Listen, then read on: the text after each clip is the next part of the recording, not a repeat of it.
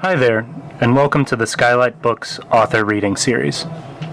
If you'd like to learn more about us and our many upcoming author events, please visit skylightbooks.com, where you can browse our inventory, buy books, and join our Friends with Benefits Club.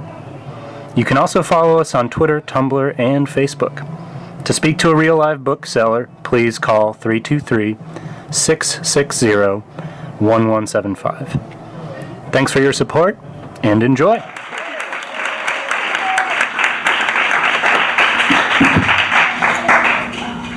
Thanks for coming, guys. Yeah. I guess we'll just talk a little bit about our books. I'm sorry, microphone's really. I'm going to maybe hold it. Okay, so this is my second book, Little and Lion, and it is also a young adult novel, and it is set in LA, which I'm so excited about because LA is my favorite city, as we all know.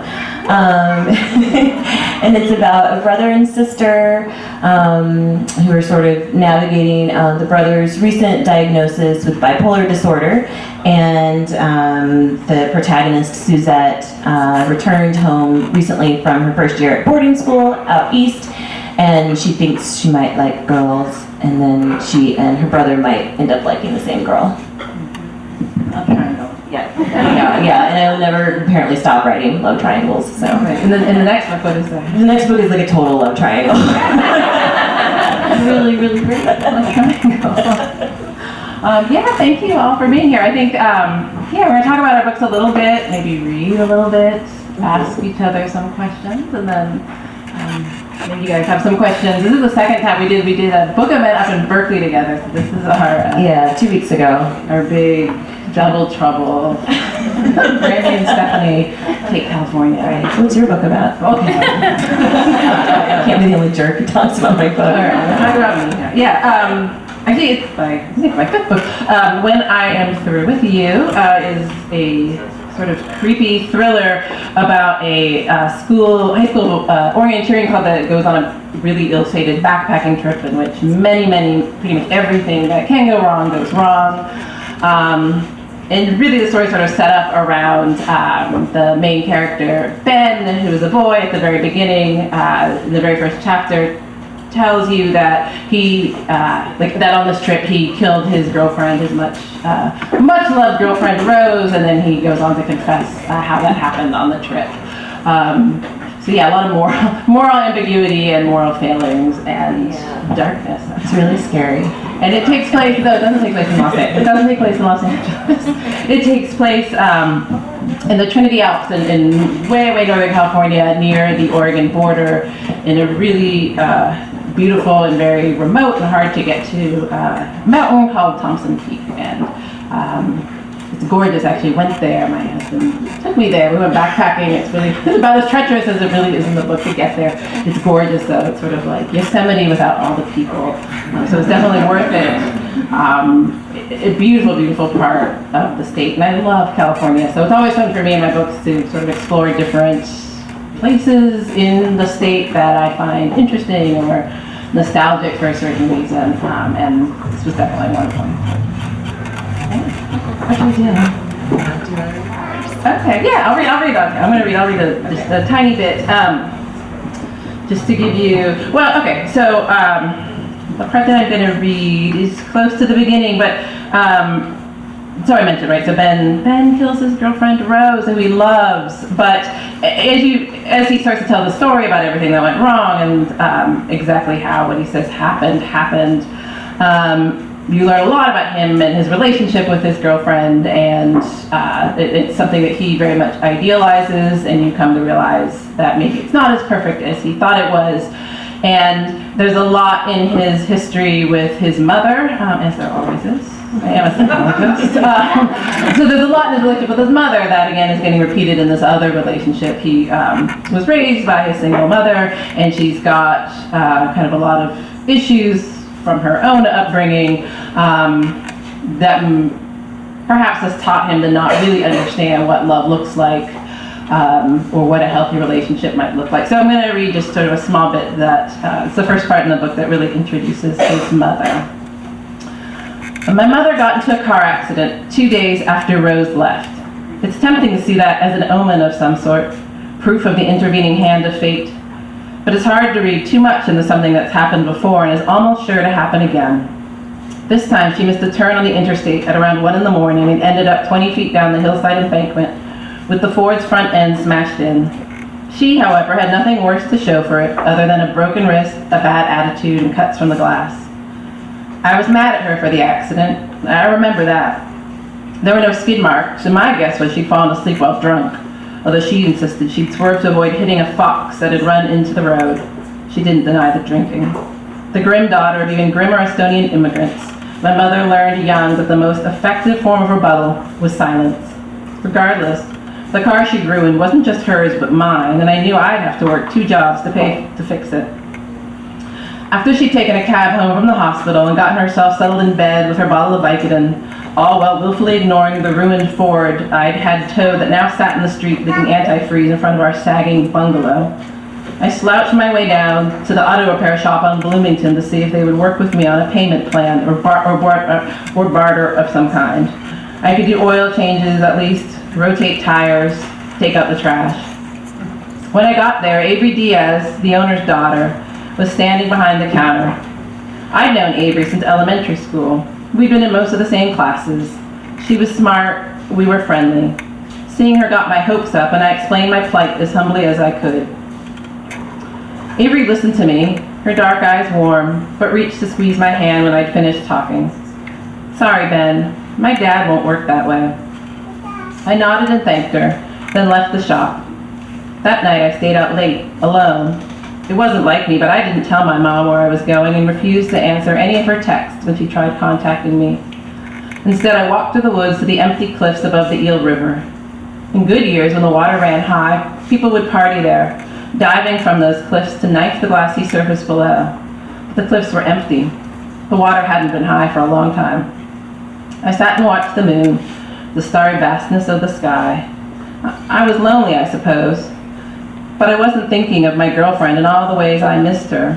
I was thinking of my mom, of a fox caught in her headlights. My father had abandoned us both when I was 2, never to return. And now she crashed our car on the only road heading out of town.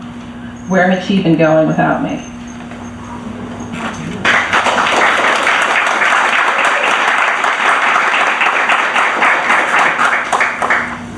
All right, so I'm going to read I'm just going to start at the beginning. Chapter 1. It's bizarre to be so nervous about seeing the person who knows me best, but the past year hasn't been so kind to Lionel and me. I'm standing outside LAX on a sun-soaked afternoon in early June when my brother's navy blue sedan screeches to a halt a few feet away. Part of me doesn't mind that he's 30 minutes late, because I needed time to get used to the idea of being back home. But now he's here, and my heart is thumping like it's going to jump out of my mouth, and there's nowhere to go. Lionel bolts from the car and barely looks at me before he starts rummaging around in the trunk, shoving aside a plastic crate filled with used books to make room for my luggage. I am so sorry, he mutters. The freeway was a nightmare. There really is no such thing as traffic back in Avalon, Massachusetts. People don't honk their horns. They put up with totally inconsiderate shit, like neighbors stopping their Volvos and Saabs in the middle of tree-lined streets to chat with friends, clogging up the road so no one else can pass. LA drivers would honk until their horns went dead while flipping them off and threatening murder. And I have missed that. Lionel hoists my bags into the trunk, slams it closed, and turns to give me a quick hug. But it feels perfunctory, and that makes me stiffen in his arms, and I wonder why we're acting like strangers. I relax a bit when I notice he smells so much like he is supposed to smell, like the coziness of our house and the mustiness of his car, which is always filled with hiking shoes and old books. I'm almost overwhelmed with the reality of actually being home and standing next to Lionel. For a while now, not just a weekend or a few days clustered around a hectic holiday. I'm home for the summer. Good to see you, little, he says, pulling away as he tugs one of the black dreadlocks that hang to the middle of my back. That name never sounded so good. My brother calls me Suzette only when he's feeling anxious, and I'm relieved that he seems so calm right now. I smile and pretend like I'm not examining every single inch of him for changes. Yeah? I don't look too East Coasty? I glance down at his thumbs. Before, they were shredded, the sides of them forever bitten and spotted with red. Now they are smooth and the skin is clean, and I think that's a good thing too. He squints at me, blinks, shakes his head. Nah, they haven't broken you yet. When the hell did you get that? My fingers automatically go up to the tiny gold hoop on my face. It's a septum piercing. Badass but still classy, according to the girl who put the needle through my nose at the only tattoo parlor in Avalon. Do you like it? He leans closer, his eyes glued to the jewelry. Yeah, never pictured it on you, but I dig it. Does Nadine know? Nadine doesn't know. She's my mother, and she's been with Lionel's father, Saul, since I was 6 and Lion was 7. We merged households 2 years later. Lionel and I have called each other brother and sister since then, and that surprises some people at first, because he's white and I'm black. But we've been built-in best friends for practically our entire lives until last fall, when boarding school separated the inseparable.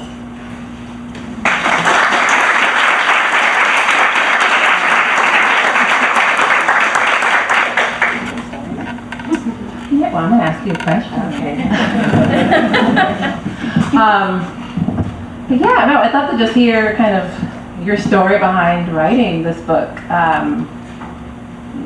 I feel like, so one thing is we've known each other, we met in a online debut group when our first books came out. Our friend Kristen helped coordinate. 2013. Years ago. And we became critique partners, so we'll share our manuscripts with each other and give each other feedback, which is a hard, sort of scary, vulnerable thing to do. And when you find somebody who gets your writing and can give really helpful, informative, critical feedback, it's wonderful. So we've been close, I think, ever since then. So I read iterations, I think, of this book as it sort of evolved from something very different. And I wonder if you could just talk about that and what it was like to write it, and yeah, your sort of story behind it. Yeah, I mean, I can't even think of the versions that you saw. I was looking back. I mean, it was a very different story when I started. It was hard. Like everybody says, the second book is hard, like the sophomore slump you want to avoid. It was really, really harder than I thought it was going to be. I was writing under contract, so that's always like a different sort of experience than when you have your first book and you've worked on it for years. You know, everyone's seen it after so many drafts. But I think at the core of it, I wanted to sort of write a brother-sister story, like a sibling story. I have 4 brothers, one of whom is here right now. Sorry, Derek. But we're all really far apart in age. My older brother is 6 years older than me, and then 16 and 18 years between me and my younger brothers. So I was kind of like, what would it be like to have a sibling that's like a year older than you, and like you actually are going through high school and like kind of commiserating when your parents are too tough on you and that kind of thing. But then I didn't want it to be like a perfect sibling relationship because I don't think that exists. And so I wanted to like throw a wrench into it, and I was like, well, what if they were dealing with some sort of mental illness? And so I always like to sort of write about things that I don't actually know or understand much about. And so, you know, bipolar disorder was not something that I had a lot of experience with. The first instance I remember kind of learning what that was when I was in elementary school and I had a childhood friend, and her mom, we called it manic depression back then in the 80s, and she had manic depression, and I just remembered she was very moody, and I didn't understand what it meant, but nobody was talking about it. And so that's my issue with a lot of mental illness, is that like nobody talks about it, and so I really wanted to like write a book where we talk about it openly. So I read a ton of different memoirs of people with bipolar disorder to try to get that right as much as I could. But then, then that's not the main character's story, so she had to have sort of her own story too. And so then I wanted to dive into sort of like, well, what if she's questioning her sexuality? I'm always sort of writing books that I think weren't really available when like I was growing up in the 80s, 90s as a kid and a teen. And although I'm not a member of the LGBT community, it's one I very much respect and one that I wanted to portray very well. But I couldn't think of it also any books that have like black girls questioning their sexuality in it at all. So just a bunch of things that I was curious about that I wanted to sort of explore and sort of just put out there. And then it just sort of, people always say there's a lot of stuff going on in my books. And there is, but yeah, I think that's sort of how it all came together. So, what about you? So this book is like, I read an early version, but Steph's drafts are so polished. She'll be like, this is a big mess, and then I read it, and it's like, this could go to press tomorrow, and it'd be great. But I have a strong reaction to all of your books, but this is one I actually had to like set down when I was like reading it and like walk away because it was so scary. So how did you write this scary book? It was scary. Okay, maybe it's scary. It's upsetting, I guess, or I think of it as sad, perhaps. Sort of. I think that I'm really interested in something I keep coming back to in my books, and maybe I guess in a way it's something I feel like I don't. Maybe I didn't see it a lot in YA when I read, or something I think is really interesting, and yet I feel like it's sort of this conversation around like YA needs to have hope and promise, yay! And I love hope. I really do, but I also am very intrigued by fatalism, right? The idea that we have these fatal flaws that we can't escape, and that's, maybe it's something that at that age as a teenager, just those concepts of like, right, do we make our own fate? Do we have free will?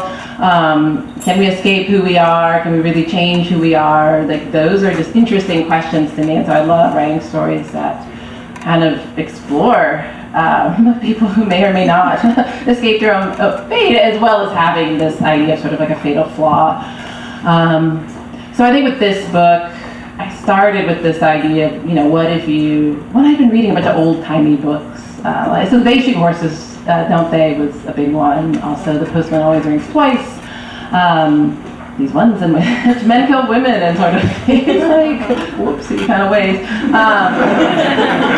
And starting with this idea of like, okay, can you do that in YA? Like, can that happen? Can you have a book in which someone confesses to doing something that's unforgivable and still tell that story in a way that's not gratuitous or exploitative or over the top, but still empathetic as to who that character is? And so then it was trying to figure out, okay, so who would that boy be? And coming up with this character who,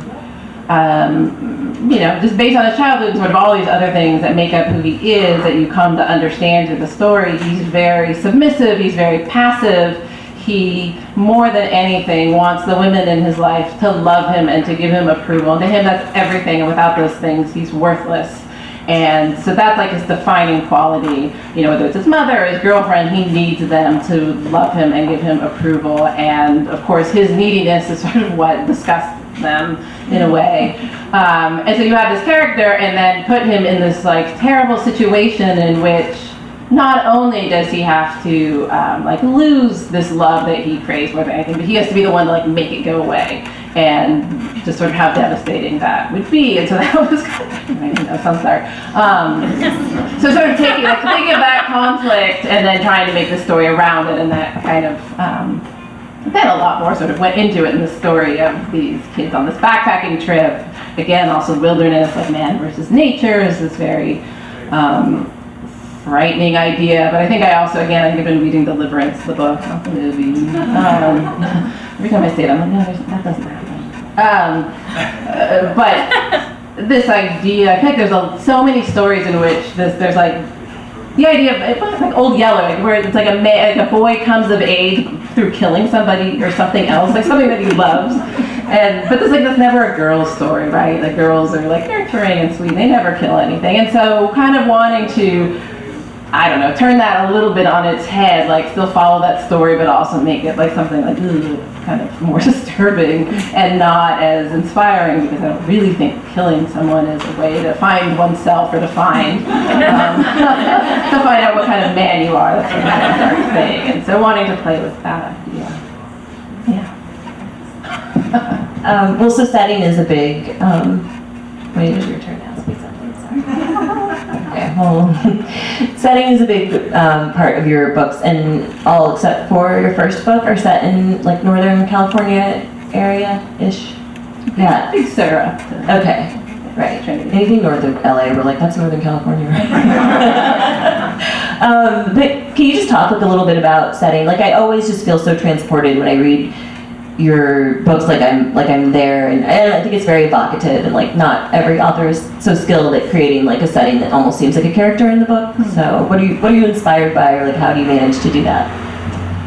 Yeah, I think I've ended up picking settings, especially and I love California. I think so that's just something that I love, sort of sharing these parts of California that maybe people don't know as well. And there's just so much sort of like subculture and interesting things that just define what California is, and I love kind of just playing in that and being in that. I grew up in Berkeley, and like that's such a weird sort of this atmosphere to that place.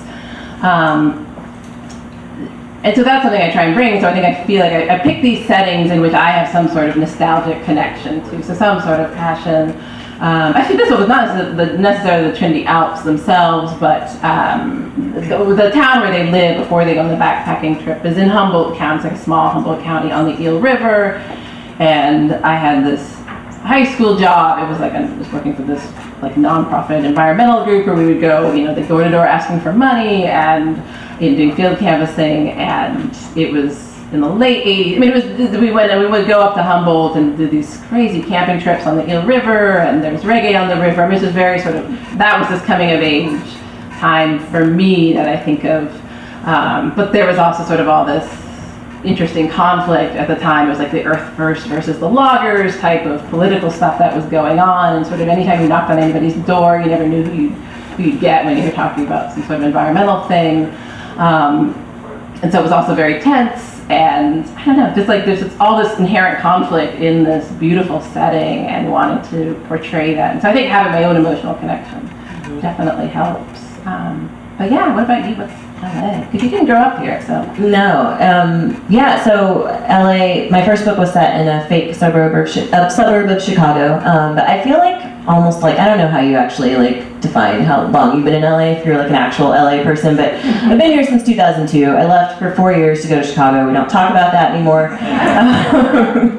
But my dad, who's here, actually drove me out here, and like just almost from the minute like the U-Haul, hit LA, I was like, this is home. Like I remember going out that first night and like not really understanding how you drive out here, how you throw yourself into an intersection, like hope for the best when you have to turn left.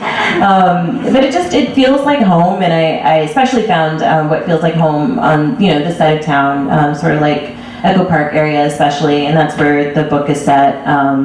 And it just felt like I really just wanted to sort of write like a love letter to LA, and just all the places that I love and all the things I love about it. So for me, it was really sort of like trying not to cram every single thing I love about the city into like one book. 'Cause hopefully, more in the next book that I wrote is set in LA. But yeah, just kind of getting to write about a place that feels like home, but that you don't really have the baggage of actual home, I think.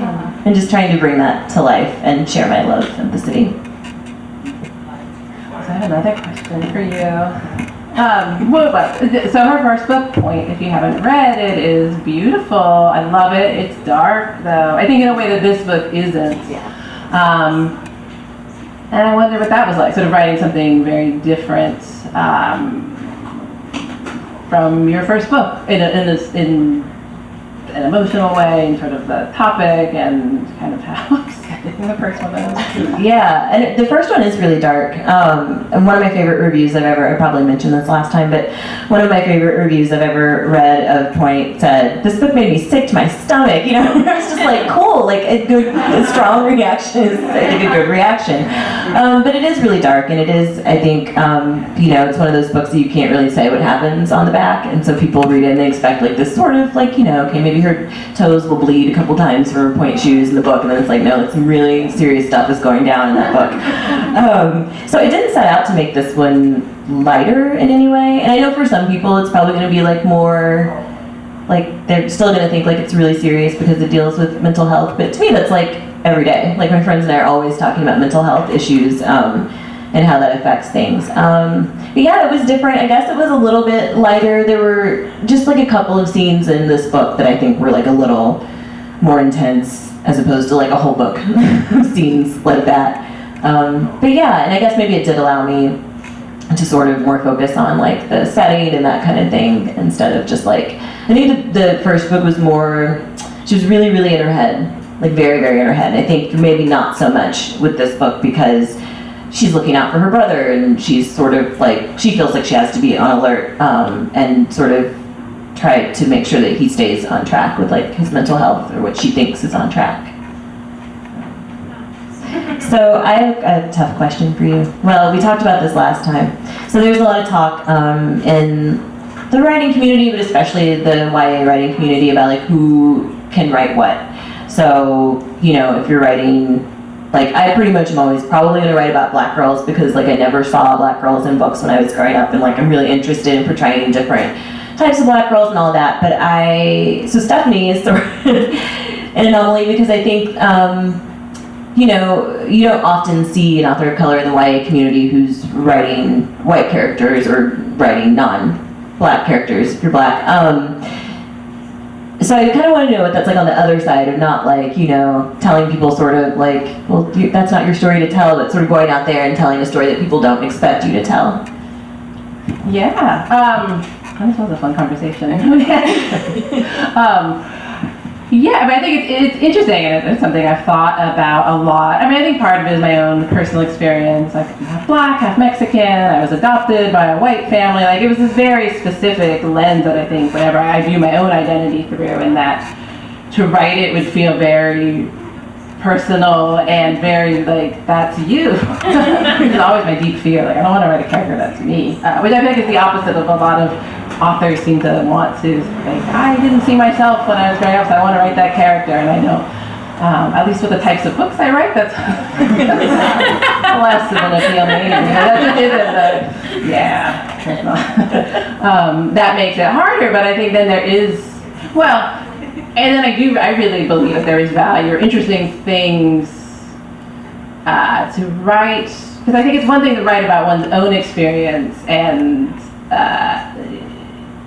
that in a way can sometimes be really honest. I also think it can be hard for it to be really honest because we all want to see ourselves in the best light. We all sort of have our own halo over ourselves, and we attribute like our failures to like, oops, that was a mistake, versus like other people's failures are character flaws. And it's just hard to be honest. And so I think sometimes it's easier when it's not like writing about someone who's representing you, to be able to be very honest.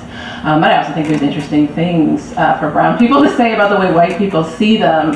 I do think like white boys and brown girls ends up being a theme in a lot of my books, and trying to explore some of those dynamics in those relationships. Although it is usually from the boys' side, although the girls usually have a lot more power. I've noticed. But so I think there is something interesting in that, like being able to. Well, right, so if you have like a marginalized group, to be from like the majority group writing the marginalized group, like that's different than going from the outside and writing, like how do you see that group? So I think that's interesting. But then there's also, you know, it's easy to overthink, especially when I feel like, right, so like the books that I'm writing, like I said, they aren't for like people to be like, oh, I can see myself in the book, or or this is like, I feel really hopeful, or it's really affirming the goodness of the character. Like these are people who are exploring really dark kind of moral places, and right, there's always a sense of responsibility of, if there aren't books about certain groups or certain types of people, then do you want to have a really negative portrayal be the one that's out there? Like it's hard, it's easy to overthink, and again, like not wanting to feel like I made some choice because I felt like I didn't want, you know, this one book about the brown girl to be the one where she like murders somebody, or like is this really terrible person. And it's hard. I mean, I want, you know, again, you talk about writing kind of outside, and then writing these marginalized, you know, writing about certain groups, whether being part of the LGBT community or having bipolar disorder. Like there's a responsibility that feels like it's beyond just the story and what the story needs. You need to understand the context and sort of what you are adding to this conversation and body of literature that's out there. And are you helping or are you not helping, you know? Right. And it's hard. Yeah, because I definitely felt like I talk a lot about who I think has the right to write about people, but then I wrote about two groups that I'm not a part of, you know, for this book. So I think though, if you do it responsibly, like I'm not going to have anything to say about it. And I think that's sort of like probably the consensus, hopefully, that people can just read. Well, and I think some people won't like it, and they're right, you know. Right, exactly, yeah. Read it, but exactly. Yeah. I don't know. What was it like for you? I mean, did you feel any extra responsibility to not make certain choices with those characters because you were writing outside of your own experience? No, that's a good question. I really didn't, but there were so many different. Oh, also the character she's black and then she's Jewish. Her and her mother converted. So I just had so many groups that I was writing outside of. But like to me, I guess it's important to think about if you are going to write outside of your community? Why am I the one to do this, first of all? And then, like, if you are, then, like, what kind of experience do you have with these groups you're writing about? So I would never want to write about a group that I have no idea about. So I feel like, now, especially with how things are going in the world, someone might be like, well, we need more books about, like, Black Muslim girls. But then you're not the one to write that if you don't know anyone who's Black and Muslim. Like, you're just not, you're not going to be the one to write the book that's going to change everything about that. So, I mean, maybe someone will, but I'll go on record and say I was wrong. But I think, it's just making sure that you do it responsibly. And I had, like, probably too many beta readers for this. I sent it to you for the mental health. I sent it to probably, like, half the people in this audience to just make sure that, like, I did not want to get it wrong. And I still surely got it wrong for someone, because you can't make everybody happy, and communities are not monoliths, and we all know that. But I guess I just wanted to do the research and try my best and just try to get it right. And I think the best thing I saw was someone contacted me on Twitter, and she was like, I just wanted to tell you, like, I am bisexual and bipolar, and this book was great. And I was like, thank you. like if there was one person I wanted to hear from, it was you. So.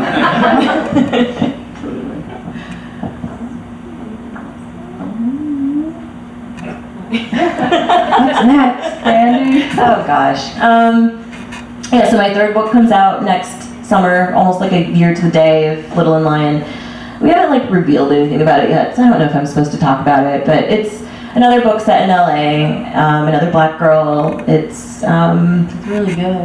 Thank you. Stephanie read it. It's there's a big love triangle in that one. Like, there's not even any pretense. Like, it's on the back cover, basically. This is where you're in for if you want to read this book.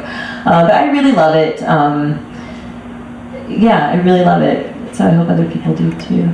Oh, and Stephanie and I are both in an anthology that is coming out on September 5th. We're really good at marketing. It's called Feral Youth, and it's edited by a really wonderful YA author named Sean David Hutchinson. I highly recommend his work if you haven't read it. He's a very, very great author. So he got together this anthology of like 12 of us, maybe 8. It's a short list. But it's the concept is based on the Canterbury Tales. And it's about teens that go on like this sort of he studies interesting anthologies that are different than just like commissioning different authors to write a story on a certain topic. He's written this frame story in which he had all of us create a character, like a teenager who's been sent away, like they got in trouble and they get sent away to sort of this like wilderness camp that's supposed to teach them how to get over their problems, I guess. So they're sent there as punishment, and they have to go on this like solo 3-day trip in which along the way one of the kids like challenges everybody to tell the best story and they'll win $100.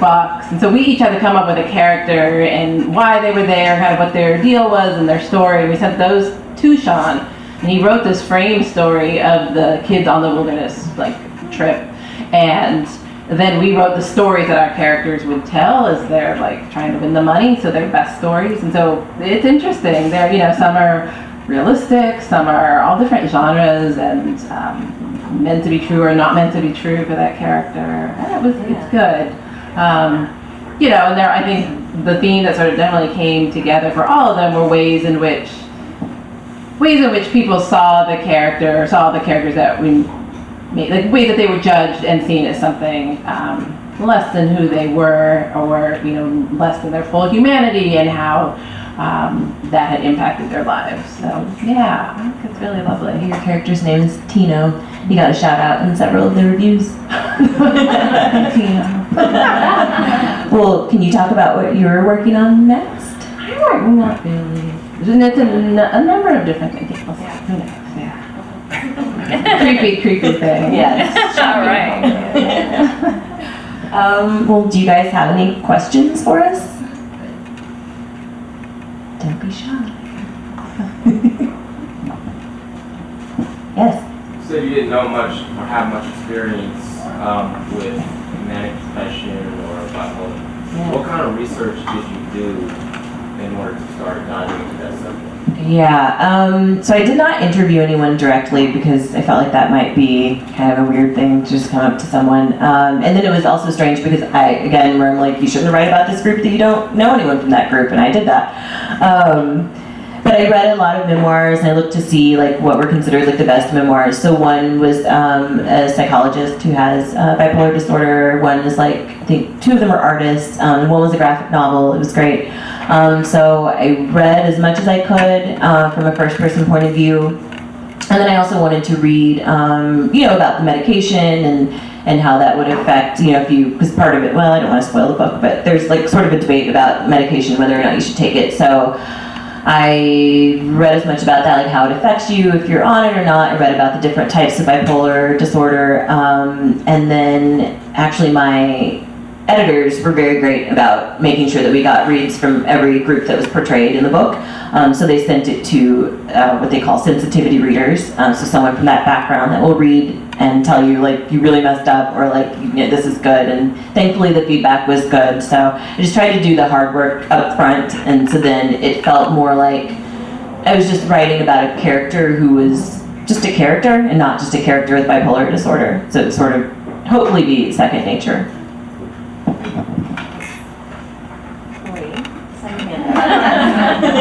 I just finished Steph's book, In the Woods. Are you an outdoorsy person? Because your details of the outdoors were really great.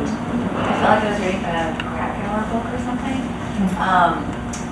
What was the research like for you? With all the outdoorsy stuff in there. Yeah, I'm not outdoors. I don't know. I mean, I don't know what my husband is. He's always, I felt like when I got married to him, it was in my marriage contract, I had to go camping once a year, and I hated it. And I went, when I was pregnant, I went with like a tiny baby, and then I was like, I'm not going anymore.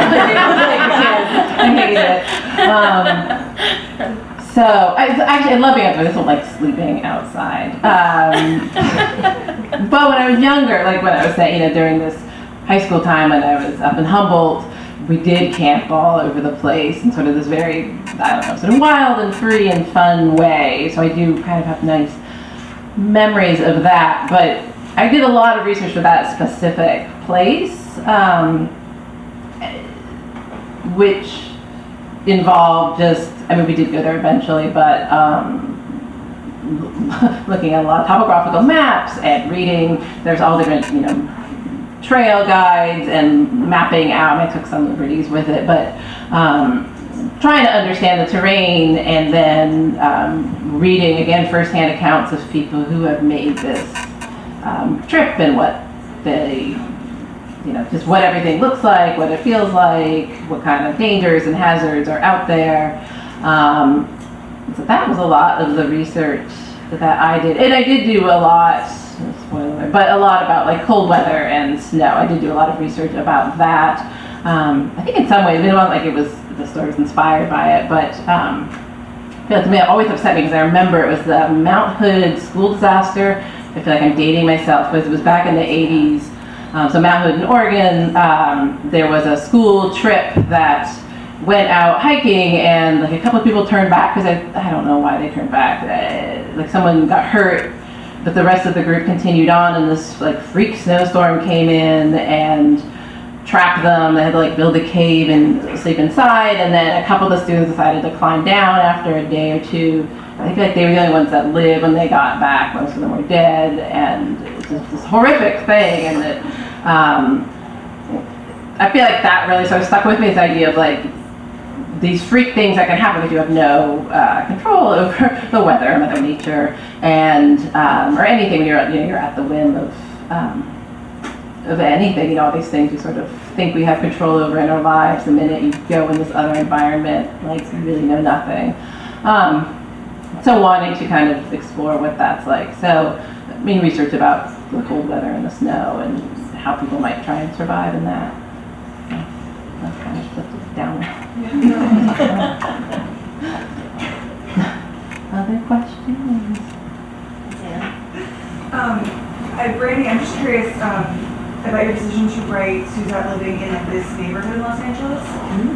Whether it ever felt, not like claustrophobic, I don't know, like to what extent you sort of like it was difficult to separate from LA from yours, or like you were driving around and you're like, oh man, like that's where like that would be. Yeah, no, that's a good question for my friend who's born and raised in LA. Well, so by the time, let's see, no, when I started writing it, I was definitely in Echo Park. And I don't think the story was set in Echo Park at that time, maybe, or it was like not as like much detail about it. But by the time I was, no, you know, when I worked on this book, I lived in Echo Park the whole time I worked on this book. Yeah, so I think really I just wanted to sort of capture, like not make it about me, because I mean, we all know I kind of like stay in the house a lot anyway, so it's not like I'm really going to be like out at these out at Echo Park Lake on a Saturday.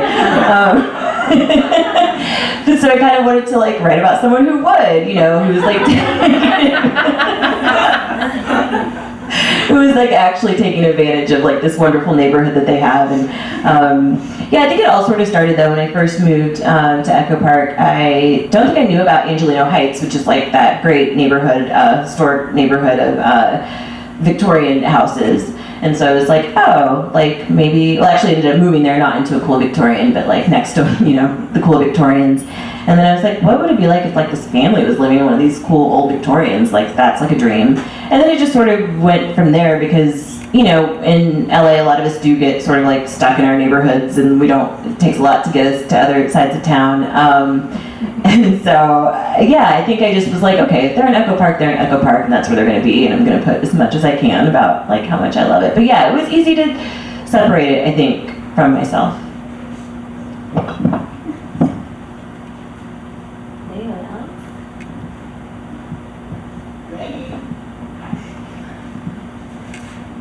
Okay, I have another question. You've read both of your books, so I feel like I should ask that question. This is like an essay question. If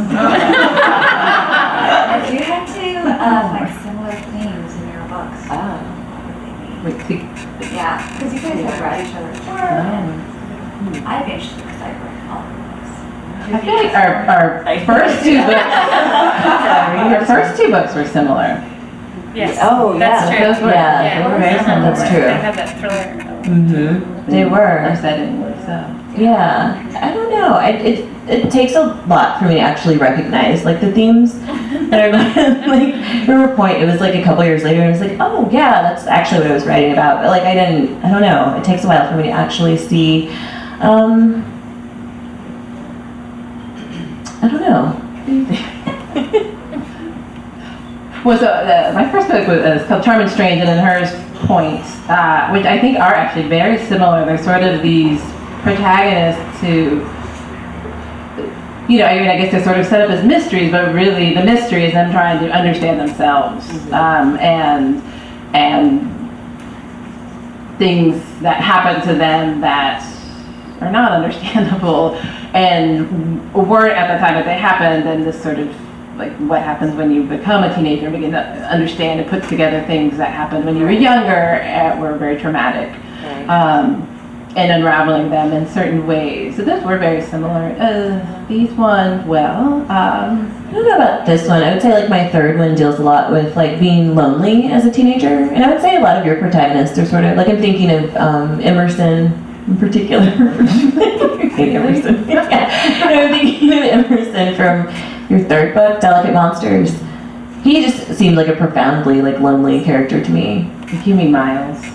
Well, no, I know Miles. No, I don't know Emerson. Like, sorry, Miles kind of freaks me out.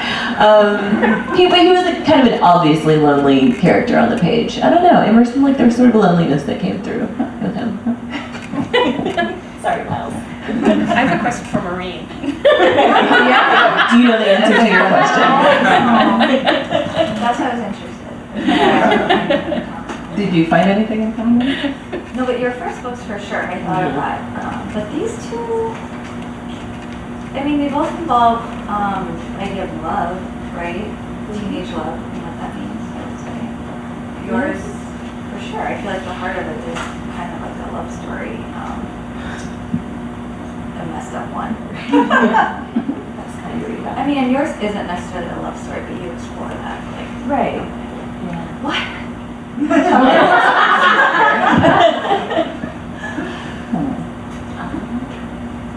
Stephanie, you're a clinical psychologist.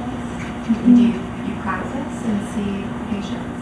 Right. Well, so right now I work at a graduate school, so I'll be teaching, and then I supervise students doing clinical. I was going to ask you if you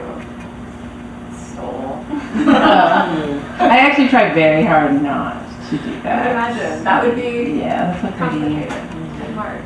Yeah, but that's sort of like the very.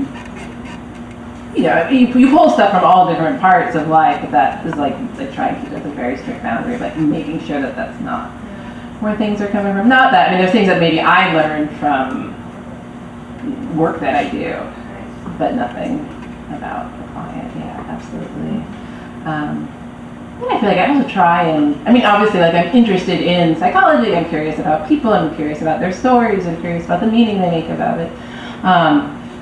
But I try and take kind of like a lot of the clinical hat off when I'm writing, just because I don't want to write about a disorder, I don't want to write about symptoms, I want to write about people, and so a lot of times, like I just try not even to give diagnoses, because the minute you put a diagnosis on the page, right, like that's, this sort of very reductive thing in and of itself. And language is, the minute you say depression, like, oh, everyone has their idea of what depression is, and then it's like, this depression is like what I know depression to be like, rather than somebody's unique context and experience. So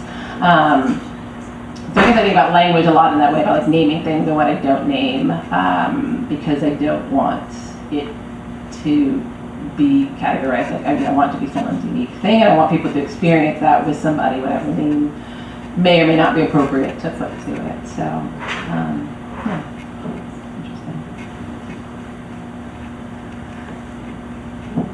Can you guys talk a little bit about writers that you like from all genres, not just YA, but that who you think of as influencers on you? Not like people I need to write the next Nora Ephron book or whatever it is, but people who you look to as sort of like guideposts in terms of the kinds of writing that you aspire to or kind of influence and stuff. Sorry. Yeah. I think I kind of really, the one I usually go back to in terms of YA is, I don't know if I'm pronouncing his name right, but Robert Cormier, who wrote The Chocolate War. And he just wrote these, we wrote young adult books or books for teens that were very dark and bleak and often didn't have happy endings, but to me they felt very honest. The Chocolate War is a sort of very bleak book in which this kid stands up for something he thinks is right, and by the end, kind of the journey he takes is like, that was the wrong thing to do. I should have just shut up and conformed. I have no power. That was really stupid. And that, but to me, at least as a teenager, was like, wow, here's this author who will tell me the truth. Because every other adult will say, like, just be yourself, and you just know that they're not being honest or telling you what they are, they're scared not to tell you something other than the truth. They're scared to tell you, like, sometimes you need to shut up and conform because that's the only way you're going to survive, to just do that. Because that's scary, or that's a scary truth, and they don't, And I'm an adult and I have kids, and I get it. And for me, being an author who can write books that I feel are honest and that a reader could come to my books and feel like they were going to get the truth is important to me. So that's definitely like a value that I put on the writing that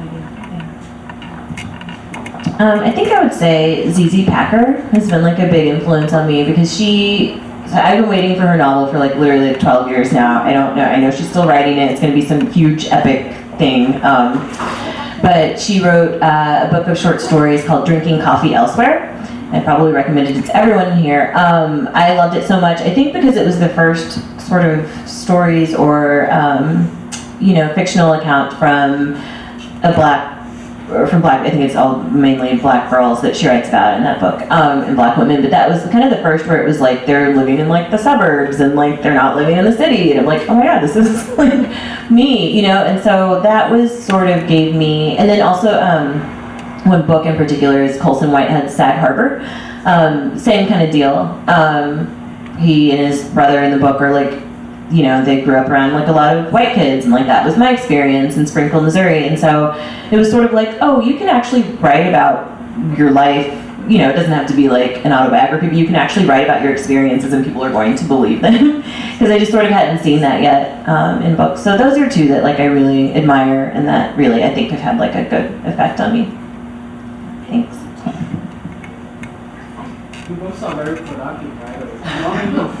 Your writing skills come all with you by practice, with writing, or by learning from great writers, or like books like Elements of Style, or a mixture of this.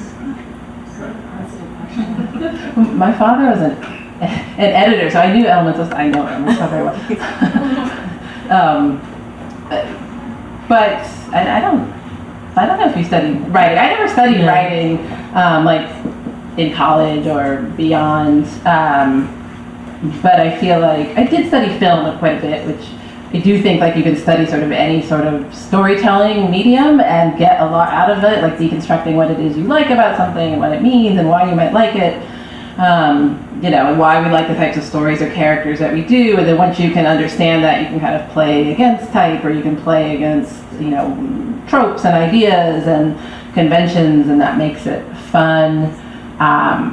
You know, I think the actual like construction of writing, probably from reading a lot and practicing, at least has been the most helpful for me. And then once I got serious writing, you know, having critique groups where people, not just people critiquing my work, but critiquing other people's work is really helpful, and trying to be able to communicate why something works or doesn't work, being able to actually put words and thought behind that has taught me a lot as well. Yeah, I'm kind of the same way. I didn't go to school for writing. I took like one creative writing class in college, I think like my senior year. And then I applied to a bunch of MFA programs and like got rejected from all of them. And so I was like, I'm just going to try to like read and as much as I can and try to like learn as much from that. But I'm a copy editor in my day job, so I'm reading constantly. And so it's an interesting thing to sort of like read a book, and you know, by the time it gets to the copy edit stage, it should be done with any kind of structural edits. But like sometimes reading and just seeing like, oh, this is working for me or this isn't, like that can be really helpful. Kind of like she was saying, like reading even from like a technical, you know, point of view has been helpful. But yeah, I would say just reading and also critiquing, like she said, that like actually critiquing other people's work. But yeah, overall reading I think has helped the most, and just to keep writing, because you can see yourself getting better after a while, even if you might take a couple books. For me, it took about 3 books before my first one was published, so. Thank you.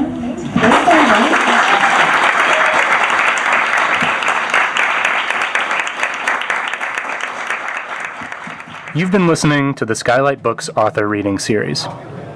Don't forget, you can listen to this and all our other great podcasts at skylightbooks.com. Thanks again for stopping by, and we hope to see you soon.